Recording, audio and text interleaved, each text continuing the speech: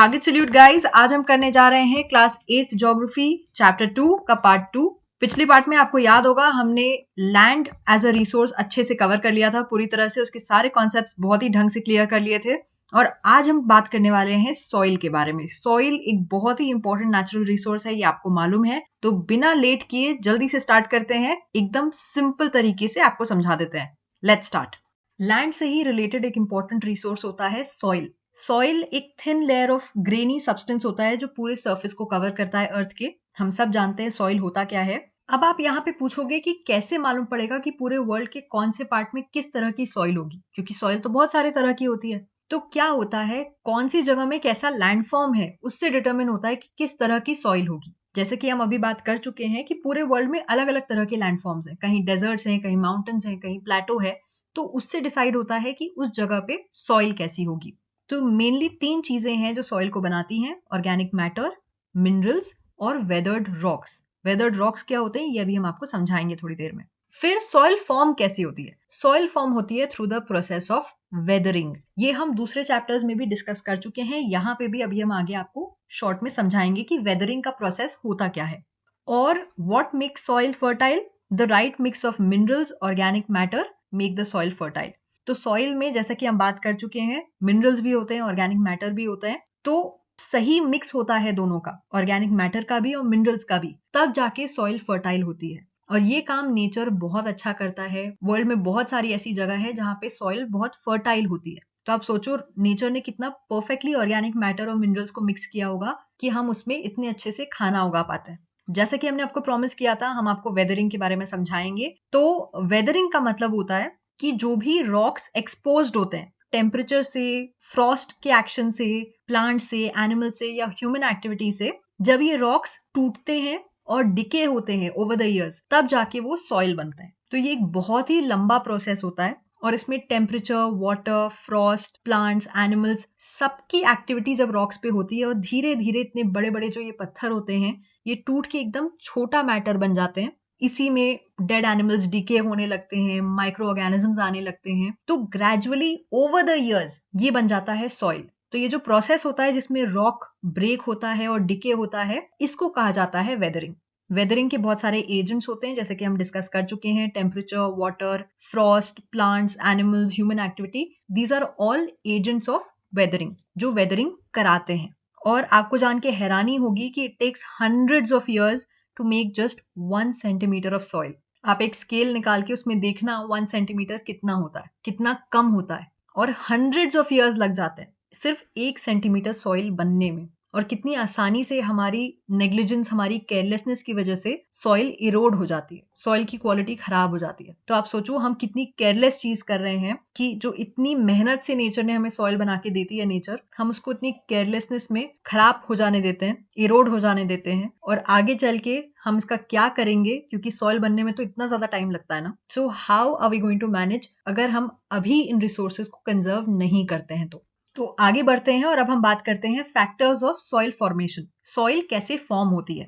2 main factors होते हैं जो डिटरमिन करते हैं कि सॉइल कैसी होगी। पहला होता है nature of the parent rock, मतलब किस तरह के रॉक से सॉइल बन रही है। और दूसरा होता है climatic factors. So these 2 are the main factors जो डिटरमिन करते हैं कि सॉइल कैसी बनेगी। और 3 और फैक्टर्स होते हैं इनके अलावा: टोपोग्राफी मतलब relief, role of organic material मतलब फ्लोरा, फौना, माइक्रो ऑर्गेनिजम्स, और तीसरा होता है टाइम। घबराइए मत, डिटेल में इनके बारे में बात करते हैं। जो 2 मेन रीजंस होते हैं, जो 2 मेन फैक्टर्स होते हैं, पेरेंट रॉक और क्लाइमेट। पेरेंट रॉक, जैसा कि मैंने कहा, कौन से रॉक को ब्रेक करके कहाँ की सॉइल बनी है, वो रॉक डिटरमिन करता है। उसका कलर क्या होगा, टेक्सचर क्या होगा, वो रॉक कौन सा था, उससे डिटरमिन होता है कि उस सॉइल की केमिकल प्रॉपर्टीज क्या होंगी, मिनरल कंटेंट कितना होगा। परमिएबिलिटी मतलब कि वो कितने आराम से पानी सोक कर सकता है, पानी उसके थ्रू कितने आराम से पास कर सकता है। So that is permeability. तो ये सारी चीजें डिटरमिन होती हैं पेरेंट रॉक से, कौन सा रॉक ब्रेक करके कहाँ की सॉइल बनी है। दूसरा मेन फैक्टर था क्लाइमेट। तो टेम्परेचर, रेनफॉल, ये सब डिटरमिन करते हैं कि कितनी जल्दी या कितनी देर में वेदरिंग हुई है और वहां का हमस फॉर्मेशन कैसा है। अब आप कहोगे हमस क्या होता है? एक्चुअली जब सॉइल में प्लांट्स, एनिमल्स ये सब डिके होते हैं ना, जैसे जो प्लांट्स मर जाते हैं, सॉइल में ही रह जाते हैं, तो वो ओवर द इयर्स डिके हो जाते हैं और सॉइल का ही हिस्सा हो जाते हैं। उसको कहा जाता है हमस। वो एक ऑर्गेनिक मटेरियल होता है जो सॉइल को और ज्यादा फर्टाइल बनाता है।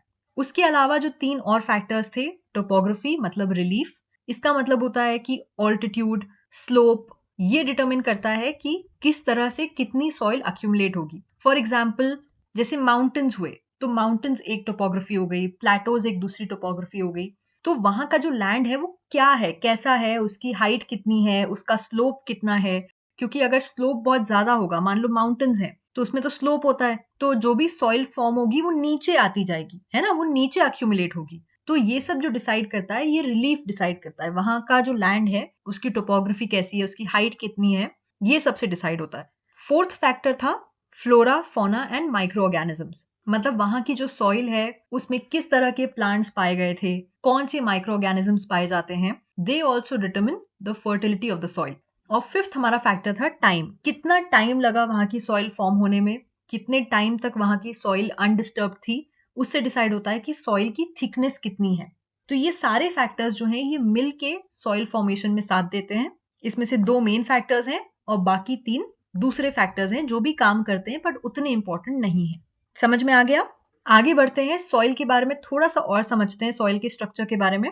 इंडिया में बहुत तरह की सॉइल्स पाई जाती हैं, जैसे कि अलूवियल होती है, black soil, red soil, desertic soil, mountain soil. इस तरह से बहुत टाइप की सॉइल्स हैं जो इंडिया में पाई जाती हैं। इस मामले में इंडिया बहुत ही रिच है। और अगर हम सॉइल की बात करें, उसकी स्ट्रक्चर की, तो बहुत सारी लेयर्स होती हैं जिससे सॉइल बनता है, ठीक है। So there is top soil जिसमें हमस होता है और वेजिटेशन होता है। हमस आपको मालूम है ऑर्गेनिक मटेरियल होता है जो सॉइल को और ज्यादा फर्टाइल बनाता है। तो जो टॉप लेयर ऑफ सॉइल होती है उसमें हमस भी होता है और वहीं पे वेजिटेशन भी ग्रो करती है। फिर उसके नीचे होती है सब सॉइल, जहां पे सैंड होता है, सिल्ट होता है और क्ले होता है। तो जो सब सॉइल होती है that is made up of 3 things, sand, silt and clay. Okay. उसके नीचे होते हैं वेदर्ड रॉक मटेरियल और सबसे नीचे होता है पेरेंट रॉक। जो ग्राउंड है, जो सॉइल है, वो इस तरह के स्ट्रक्चर में पाया जाता है। तो ये तो हमने समझ लिया रिसोर्स के बारे में। अब बात करते हैं कि अभी कौन से थ्रेट्स हैं जो सॉइल को हो रहे हैं, क्यों हमें इसके बारे में ऐसे पढ़ना पड़ रहा है। सॉइल को 2 मेजर थ्रेट्स होते हैं, सॉइल इरोजन और सॉइल डिप्लीशन। ये बहुत इंपॉर्टेंट है। इसके मेजर रीजंस हैं ह्यूमन रीजंस और नेचुरल रीजंस। दोनों वजह से सॉइल डिप्लीट होती है और इरोड होती है। लेकिन यहाँ पे एक ध्यान रखने वाली बात यह है, आप कहोगे नेचुरल रीजंस भी हैं, उसको हम कैसे कंट्रोल करें। उसे हमें कंट्रोल करने की जरूरत नहीं है, क्योंकि नेचर ने अगर नेचुरल रीजंस बनाए हैं तो उसका सोल्यूशन भी बनाया है, वो एक पूरा प्रोसेस का पार्ट है। लेकिन इसमें प्रॉब्लम आती है ह्यूमन रीजंस की वजह से, है ना। तो अगर हम अपने ह्यूमन रीजंस को कंट्रोल कर लें सॉइल इरोजन और सॉइल डिप्लीशन के लिए, तो सॉइल अपने आप कंजर्व होने लग जाएगी। बहुत सारे ऐसे रीजंस हैं, नेचुरल एंड ह्यूमन कॉजेज, जैसे कि deforestation, over grazing, over use of chemical fertilisers and pesticides, rain wash, landslides, floods, ऐसे बहुत सारे रीजंस हैं जिसकी वजह से आज सॉइल खतरे में है, सॉइल एज अ रिसोर्स खराब होता जा रहा है। लेकिन लकीली ऐसे बहुत सारे तरीके हैं जिनको हम यूज कर सकते हैं सॉइल को कंजर्व करने के लिए। सॉइल कंजर्वेशन के जो भी तरीके हैं वो हम अगले पार्ट में डिस्कस करेंगे, अलोंग विथ दूसरे जो बचे हुए नेचुरल रिसोर्सेज हैं, जैसे कि वाटर, नेचुरल वेजिटेशन और wild life. I see you guys next time. तब तक के लिए take care and keep it simple. Bye bye.